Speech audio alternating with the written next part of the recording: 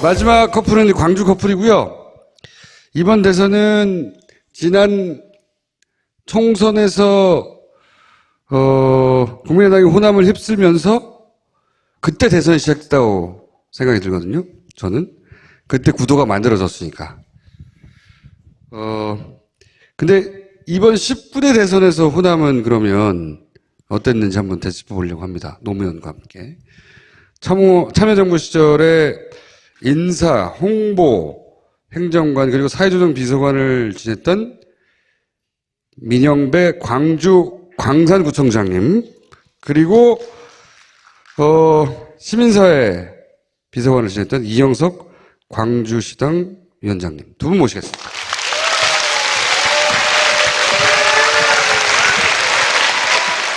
이건 노란 장미는 무슨 뜻입니까? 우정과 질투의 장미입니다. 노란색이 질투예요? 장미는 하여튼 우정이고 노란색은 그 질투, 노란 장미는 질투가 있다는데 세상에 이 오랜 시간 동안 이렇게 앉아 계시는 이 힘이 뭐죠? 중력이죠, 중력. 앉아있으면. 두 분은 어떻게 노무현을 만나셨고, 노무현 대통령을 어떻게 기억하고 계세요? 그러니까 2002년에 대선이 있었잖아요. 2001년 여름, 가을 그 언저리부터 그쪽에 이제 캠프가 막 생기기 시작했고, 그때 저희 광주 분들 중에 그쪽으로 연결이 돼서 일하시는 분들이 있어서요. 직접 이제 뵌 건 그해 말 광주에 오셨는데, 광주에 이 대학 교수 몇 분하고 아침 식사를 할 때였습니다. 근데 그때 노무현 대통령께서 그러시는 거예요. 아니, 광주에 오면 너가 어떻게 부산 가서 민주당, 그때는 민주당 새천년 민주당이었죠? 새천년 민주당 소속으로 후보가 돼가지고 대통령이 되겠냐. 부산서 먼저 인정을 받고 와라. 이렇게 얘기하고 부산에 가면 야, 너 영남 부산 사람인데 어떻게 광주에서 밀어주겠냐. 그러니까 광주에 가서 먼저 지지를 받고 와라. 이런다는 거예요. 그러면서 정말 숨을 푹푹 내쉬면서 담배를 막 이렇게 피우시고 그러시는 거. 저는 그때 처음 이제 뵀어요. 그때 아침 식사 자리에서 처음 뵀는데 그 후로는 이제 당선이 되셨고, 그리고 저는 2006년 초에 아까 소개하신 대로 들어가서 2007년 말까지 있다가 나왔습니다. 그리고 이제 봉화에 내려가 계셨을 때 저는 사실 그 인상적인 대목이 있는데 그때 이제 다시 한번 찾아가서 뵀어요. 그때가 8월 말이었는데 되게 속상해 하시더라고요.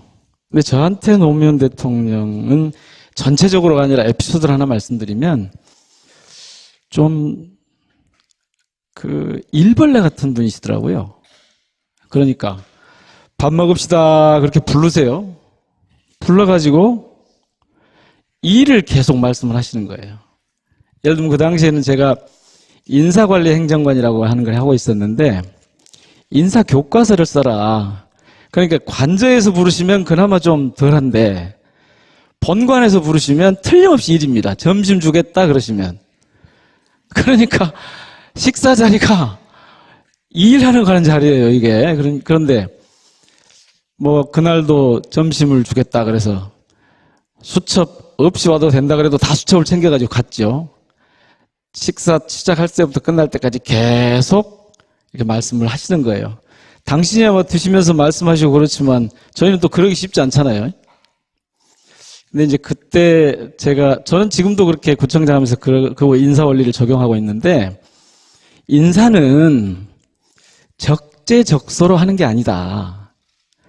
적소적재로 하는 거다. 세계 모든 동서양의 인사의 원리를 좀 정리해봐라. 인사 교과서를 좀 써보라. 그러시더라고요. 그게 이제 제 때는 완성이 안 되고 지금 박남춘 의원님께서 대통령의 인사라는 책으로 내셨더라고요.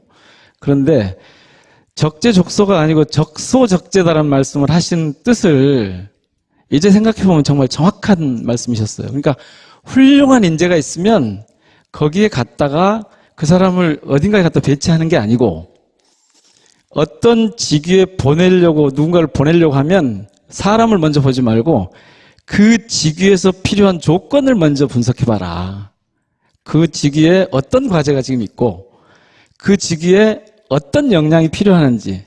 저는 이번에 문재인 대통령의 인사도 그런 게 아닌가 그런 생각을 해봅니다. 하여튼 밥 주겠다 그러시면 일 시키는 그런 대통령으로 기억합니다. 혹시 앞에 있던 감독님이 인터뷰 요청한 적은 없었어요?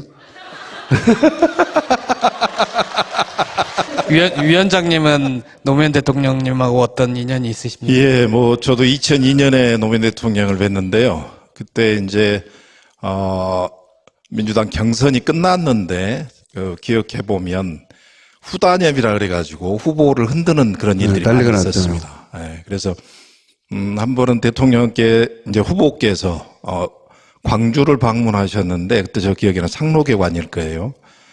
거기에 누구도 축사를 해줄 사람이 없었어요, 당시에. 근데 제가 당시에 이제 2002년도에 광주시의회 의장을 하고 있었는데, 그러면 내가 대신 가겠다 그래서 이제 거기에서 많은 분들을 만났고 대통령을 여기서 뵀었죠. 뵀었는데, 청와대 근무하면서 노무현 대통령을 이렇게 쳐다보면 저는 이제 두 가지로 노무현 대통령을 그 리더십을 평가를 합니다. 첫 번째는 굉장히 수평적인 리더십이죠. 예.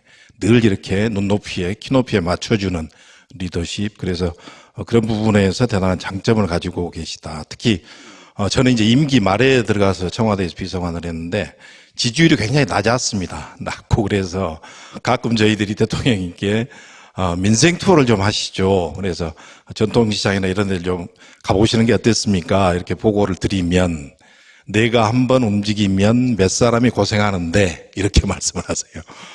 그런 부분이 있었고 특히 이제 저는 조금 의미 있게 기억하는 게 이분이 수평적 리더십을 가지고 계시면서도 정치 영역, 선거에서는 굉장히 전투적인 그런 모습들을 보이십니다. 저희들이 우리 민청장도 마찬가지입니다만 2008년도에 청와대 행정관이나 비서관을 지냈던 사람들이 이제 2008년 총선을 출마하려는 예비 후보들을 전부 청와대로 이렇게 부르셨어요. 그래서 이렇게 사진도 찍어주고 격려도 하시고 그런 시간을 가졌는데 이렇게 포즈를 취하면 좀 어색하지 않습니까? 이렇게 물어보셨어요. 광주에서 할 수 있겠나? 예, 열심히 하겠습니다. 이기라. 이렇게 굉장히 전투적이시죠. 그렇게 아마 저 기억에 노무현 대통령은 가장 서민적이시고 수평적 리더십을 갖고 계시면서도 본인이 추구하셨던 정책 철학, 그리고 그런 지역을 허물려는 정치 구도, 이런 데 대해서 굉장히 전투적인 그런 분이셨다는 기억을 갖고 있습니다. 지난 총선에서의 호남 선택과 이번 대선에서의 호남 선택은 어떻게 해야 되는 겁니까? 각각? 그때 당시 기억을 해보면 이제 왜곡된 그런 반문 정서가 굉장히 심했던 것 같습니다. 어떻게 왜곡됐어요? 이제 뭐 예를 들어서 많이 나왔던 이야기죠. 문재인 대통령, 호남 홀대 지금 뭐 대통령께서는 당시에는 이제 뭐 당대표 시절이었는데 호남홀대론 이런 부분들이 굉장히 확산돼 있었고 그게 이제 국민의당의 뭐 이제 박모 당시 비대위원장 이런 분들이 굉장히 정치공학적으로 좀 프레임을 만들었던 것 같아요. 만들었고 제가 선거를 해보면 이제 국민의당 후보가 예를 들어서 이제 아침에 등산객들이 이렇게 어디 등산을 간다 그러면 출마자들이 다 가지 않습니까? 가서 아침에 인사하고 그러면 상대가 이제 어떤 이야기를 이제 유권자들한테 하는지를 이렇게 들립니다. 밖에 있으면 들려요. 그러면 국민의당 후보들은 올라가면 무조건 이제 문재인은 호남홀대 패권 정치 이 이야기를 하는 거예요. 근데 그 프레임을 저희들이 깨지 못했던 게 지난 총선의 패배 요인이 아닌가. 그게 왜 그렇게 효과적으로 먹혔죠? 호남홀대하고 사실이 아니잖아요. 사실이 아닌데 이제 그 프레임을 거는 부분에 대해서 저희들이 적정한 대응을 하지 못했던 것이죠.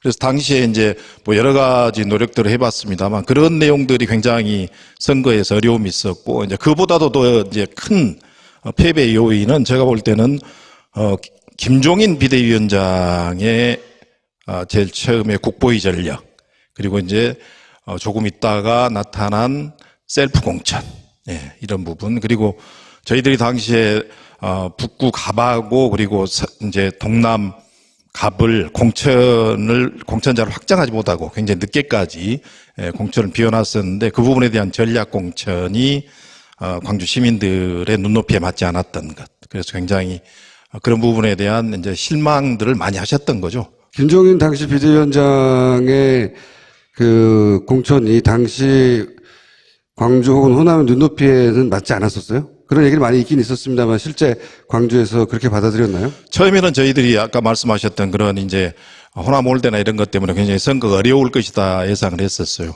방금 뭐 얼마 전에 출연했던 우리 표창원 씨나 이런 분들이 인재 영입이 되면서 다시 분위기를 저희들이 더불어민주당이 좀 잡아가는 분위기가 있었습니다.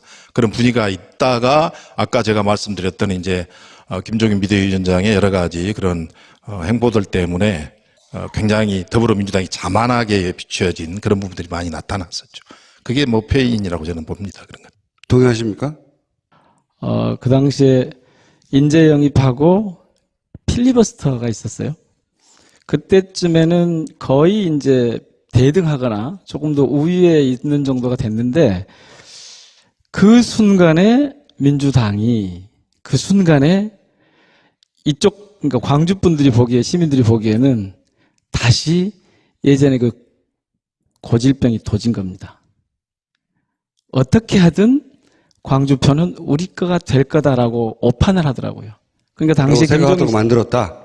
그래서 그때부터 시민들의 의사하고 상관없이 자신들 그러니까 지도부들 자신들의 의지를 관철시키는 대상으로 이쪽을 삼고 그러는 순간 이제 상대방 당에서는 요걸 파고드는데 그 파고드는 게 저는 반문정서란 말 좋아하지 않습니다만은 우리 당이 엉터리라고 하는 것을 계속 민주당 엉터리라고 하는 것을 계속 퍼뜨리면서 같이 이제 문재인 대표에 대한 이것까지 가져가고 그 주범이 주역이 호남 홀대의 주역이 당 대표인 것으로 그렇게 몰아가면서 어려워지기 시작했죠. 김종인 당시 비대위원장이 호남에서 국민의당이 압승하게 하는데 큰 기여를 한 거네요.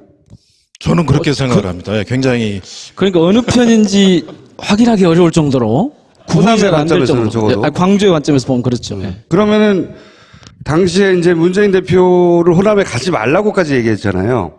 김종인 전 대표. 이 얘기를 하는 이유는 이제 이어서 대선과는 어떻게 차이가 있느냐라고 이제 이어가려고 하는 건데, 되짚어보는 건데. 저는 뭐 공식적으로는 표현할 수 없었지만 와야 한다고 했었습니다. 네. 당시 분위기는 뭐 거의 90%가 오면 안 된다는 분위기였고요.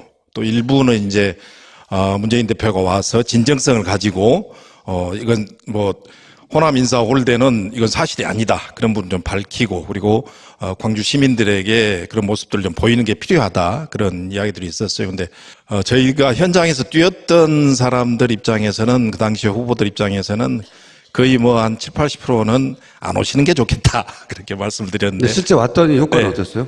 같이 저 이제 비서관 할 때 비서실장으로 계셨기 때문에 누군가는 오시도록 해야 되는 그런 입장이었어요. 그래서 제가 그 당시에 이제 오십시오라고 말씀을 드리고 같이 매를 맞겠습니다. 이렇게 했는데 매를 심하게 맞았습니다.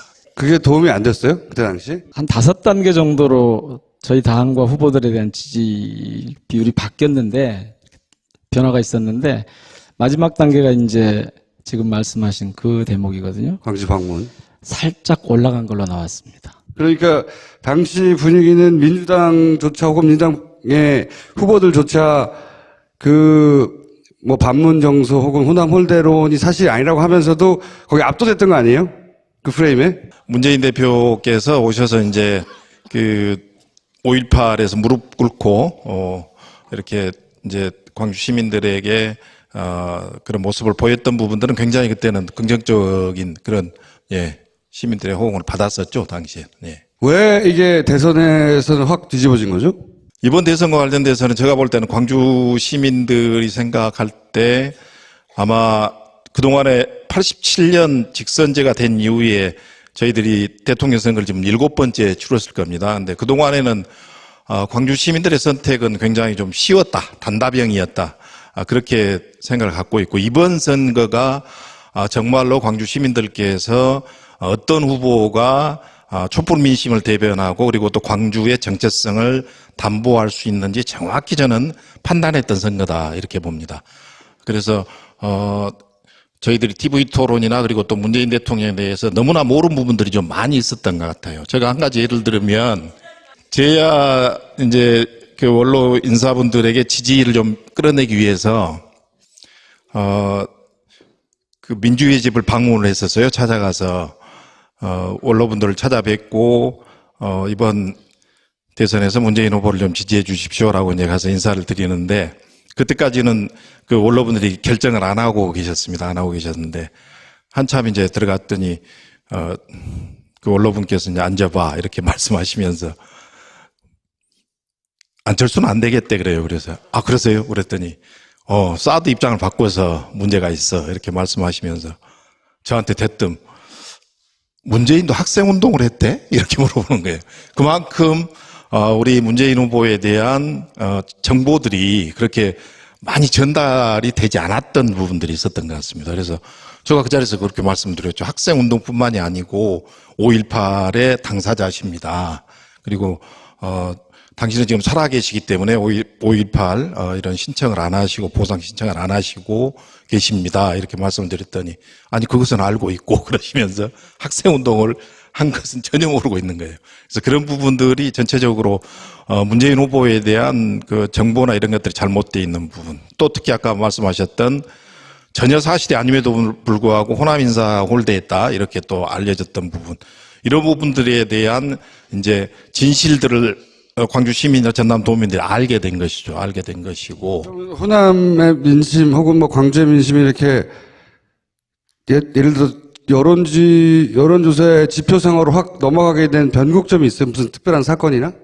저희 더불어민주당도 경선이 끝나고 국민의당도 경선이 끝났을 때 실질적으로 저희들에게 굉장히 위기가 왔던 시기가 있었습니다. 네. 안철수 후보가 굉장히 치고 올라오고 어떤 여론조사에서는 뭐 앞선다는 여론조사 나오고 있었는데 결정적으로는 저는 TV 토론이 큰 기여를 했다고 봐요. 거기에서 예를 들어서 뭐 촛불 민심, 촛불 현장에 안철수 후보 같은 경우는 지금 뭐 한 번도 가지를 않았었다 이런 이야기를 했었고, 특히 이제 광주 시민의 정서에 맞지 않는 게 DJ 햇볕 정책에 대해서 광주 시민들은 굉장히 긍정적인 평가를 하고 있는데 그런 부분에는 공과 가가 있다 이런 이야기, 이런 부분들이 아마 전체적으로 후보의 차별성을 이제 광주 시민들이 판단하게 된 계기가 되지 않았는가 생각을 갖습니다.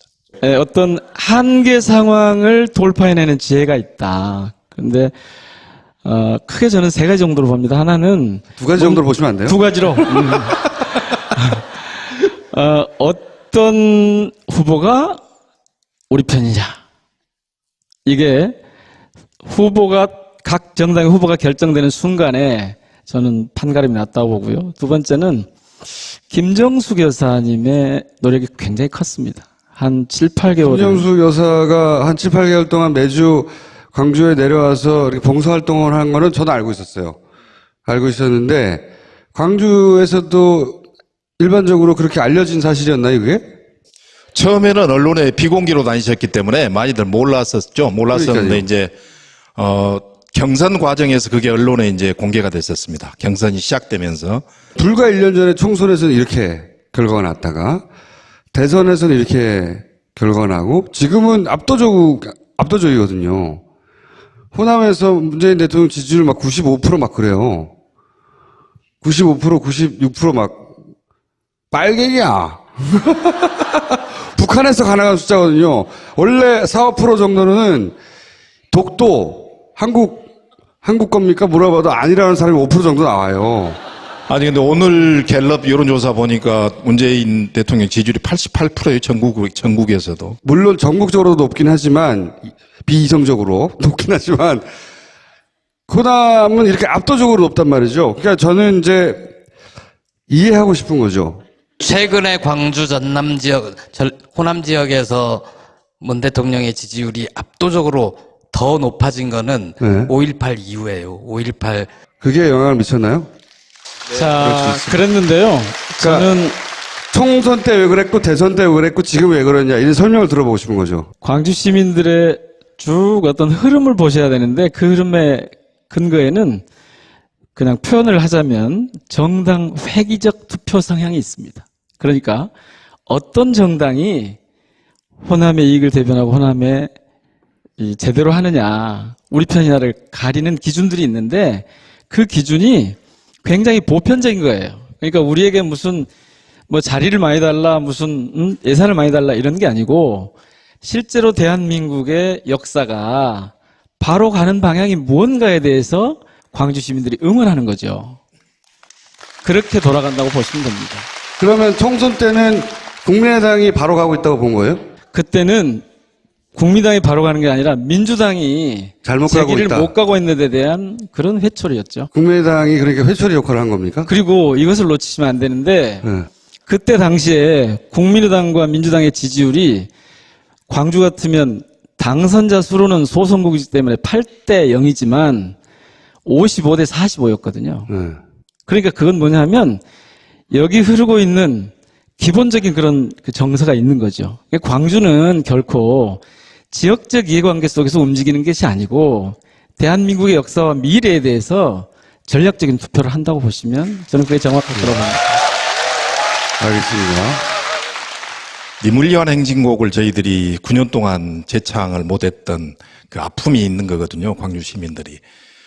저 기억에 2013년에 박근혜가 대통령이 되고 첫 5.18에 참석을 했었어요. 그때 제가 이제 광주시에 부시장을 하고 있을 때인데, 5.18 재창, 니물리한 행진곡을 재창을 하게 해달라 했더니 계속 거부를 하는 겁니다. 거부를 해서. 이제 그때 보훈처장 박성춘 이제 그만뒀습니다만 박성처장 보훈처장에게 왜 안 되느냐고 했더니 첫 번째 이유가 민주노총이 그 민중의례 때 부르기 때문에 안 된다. 두 번째가 니물리한 행진곡을 하면서 이렇게 이제 팔뚝질을 한다. 세 번째, 거기에서 님은 어디 다른 님이다. 뭐 이런 얘기도 했고.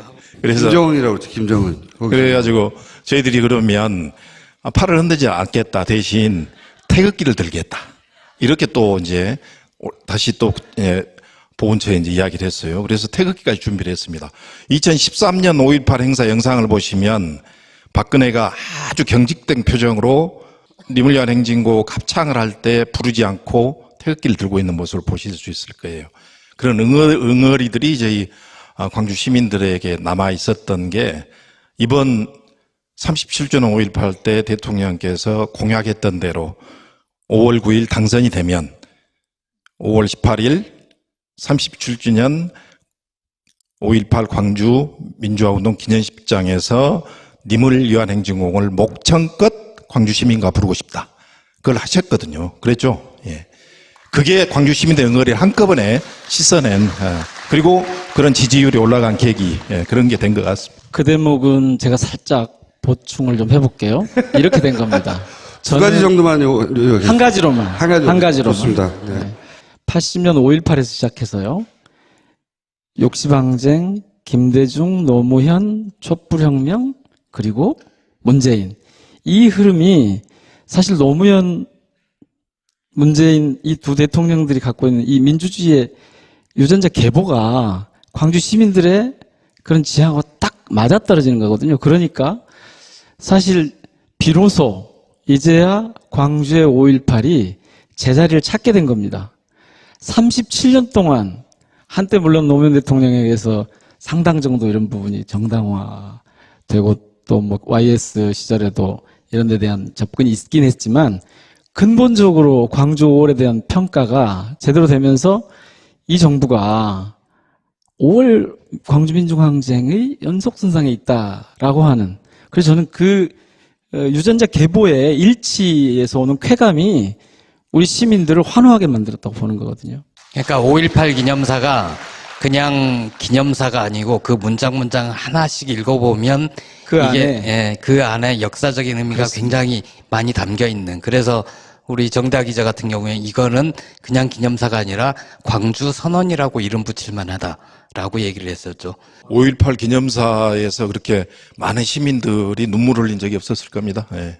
그렇죠. 그거는 광주 시민뿐만 아니라 광주에 살아본 적 없는 사람들도 마음에 와 닿았거든요. 거기 그 대통령 기념사가 그렇게까지 사람들 마음에 가 닿은 적이 없어요. 이때까지. 이번 정부에 광주가 바라는 게 있느냐, 문재인 정부에. 지금처럼 해주시길 바랄 것 같은데요. 잘 알겠고요. 이번에 광주 시민들이 문재인 후보를 이렇게 전폭적으로 지지하고 했던 게 아까 여러 가지 이야기가 나왔습니다만 정권 교체에 대한 절실함도 있었지만 그동안 이명박 박근혜 9년 동안 호남 홀대가 극심했던 게 사실이거든요. 인사 부분도 그렇고 그리고 지역 발전 부분도 그렇습니다. 예를 들어서 의도적이었죠, 의도적. 네. 일부러 더 그랬어요. 예, 예를 들어서 아시아문화전당 사업 같은 경우도 거의 정체 상태로 남아 있고요. 또 특히 자동차 관련 사업 같은 경우는 거의 손도 대지 못하는 그런 광주의 그런 그동안 9년 동안의 아픔이 있기 때문에 문재인 대통령께서 방금 우리 민정배 청장이 말씀하셨다시피 지금처럼 초심을 잃지 말고 해 주시되 거기에 더해서 광주에 대한 인사홀대가 없게끔 그리고 또 광주 청소년들이 일자리를 많이 만들고 지역이 발전할 수 있게끔 또 좀 인센티브를 주십시오라고 전폭적으로 지지한 것으로 저는 믿고 있습니다. 그래서 꼭 하시고 싶은 얘기 그러면 10초 정도, 10초 이내에 하실 말씀 있어요? 김어준 총수님 대단하세요. 그리고 예, 광주에 또 한 번 오십시오. 그러면은 문재인 정부 임기 내 한 번 더 올게요. 자, 두 분의 박수 부탁드립니다. 네. 노무현 8주기 파파이스 광주 특집 마치겠습니다. 감사합니다.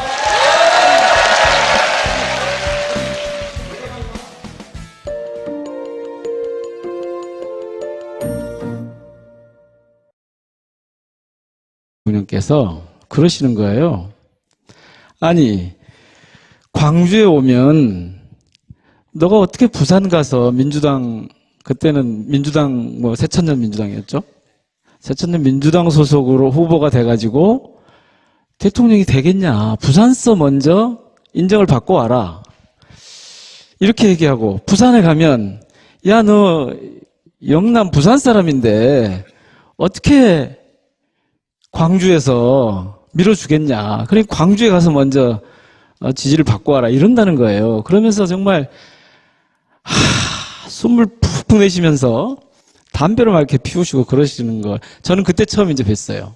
그때 아침 식사 자리에서 처음 뵀는데 그 후로는 이제 당선이 되셨고 그리고 저는 2006년 초에 아까 소개하신 대로 들어가서 2007년 말까지 있다가 나왔습니다. 그리고 이제 봉화에 내려가 계셨을 때 저는 사실 그 인상적인 대목이 있는데 그때 이제 다시 한번 찾아가서 뵀어요. 그때가 8월 말이었는데 되게 속상해 하시더라고요. 근데 저한테 노무현 대통령은 전체적으로가 아니라 에피소드를 하나 말씀드리면 좀 그 일벌레 같은 분이시더라고요. 그러니까 밥 먹읍시다 그렇게 부르세요. 불러가지고 일을 계속 말씀을 하시는 거예요. 예를 들면 그 당시에는 제가 인사관리 행정관이라고 하는 걸 하고 있었는데 인사 교과서를 써라. 그러니까 관저에서 부르시면 그나마 좀 덜한데 본관에서 부르시면 틀림없이 일입니다. 점심 주겠다 그러시면.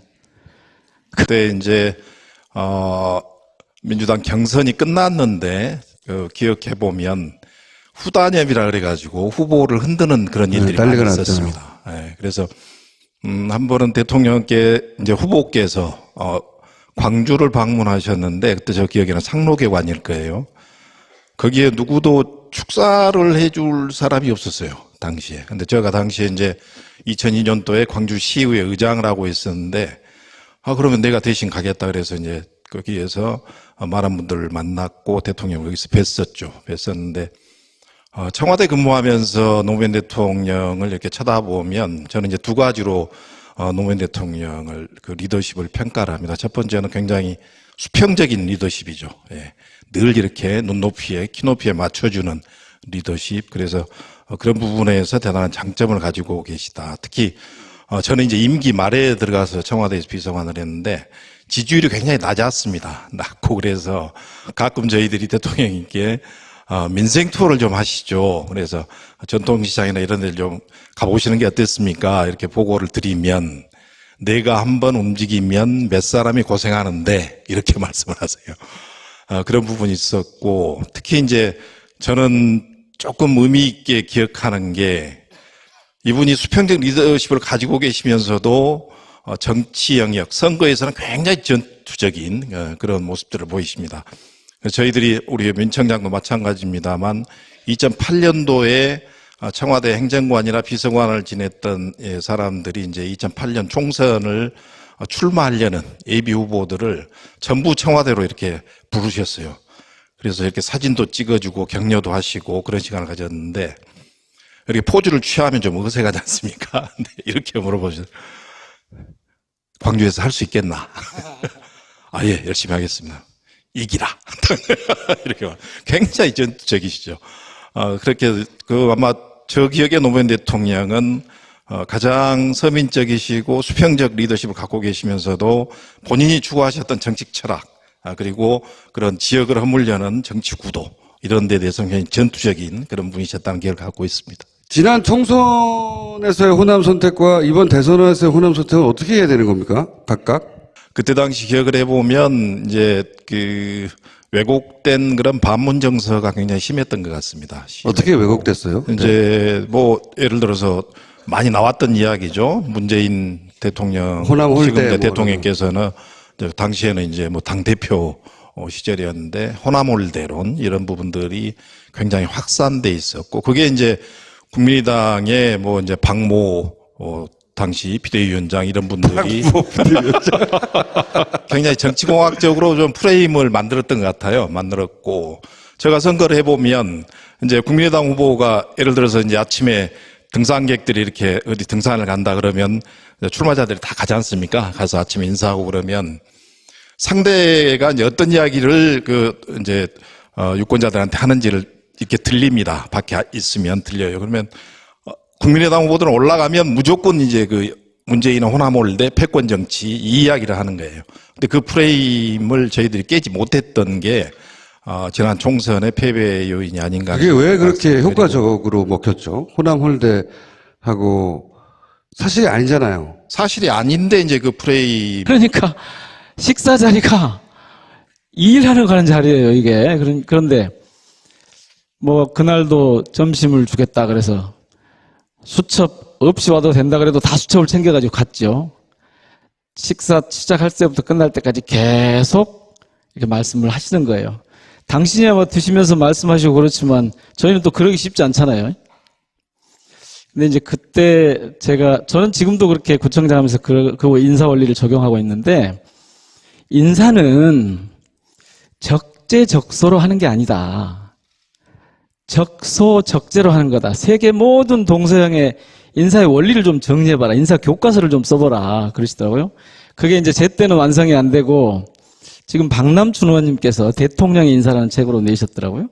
그런데 적재적소가 아니고 적소적재다라는 말씀을 하신 뜻을 이제 생각해보면 정말 정확한 말씀이셨어요. 그러니까 훌륭한 인재가 있으면 거기에 갔다가 그 사람을 어딘가에 갖다 배치하는 게 아니고, 어떤 직위에 누군가를 보내려고 하면 사람을 먼저 보지 말고 그 직위에서 필요한 조건을 먼저 분석해봐라. 그 직위에 어떤 과제가 지금 있고 그 직위에 어떤 역량이 필요하는지. 저는 이번에 문재인 대통령의 인사도 그런 게 아닌가 그런 생각을 해봅니다. 하여튼 밥 주겠다 그러시면 일 시키는 그런 대통령으로 기억합니다. 혹시 앞에 있던 감독님이 인터뷰 요청하신 적은 없었어요? 위원장님은 노무현 대통령님하고 어떤 인연이 있으십니까? 예, 뭐 저도 2002년에 노무현 대통령을 뵀는데요. 마지막 커플은 광주 커플이고요. 이번 대선은 지난 총선에서 국민의당이 호남을 휩쓸면서 그때 대선이 시작됐다고 생각이 들거든요. 저는 그때 구도가 만들어졌으니까. 근데 이번 10분의 대선에서 호남은 그러면 어땠는지 한번 되짚어 보려고 합니다. 노무현과 함께. 참여정부 시절에 인사, 홍보, 행정관 그리고 사회조정 비서관을 지냈던 민영배 광주 광산구청장님, 그리고 시민사회 비서관을 지냈던 이영석 광주시당 위원장님 두 분 모시겠습니다.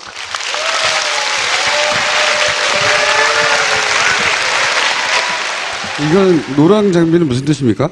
우정과 질투의 장미입니다. 노란색이 질투예요?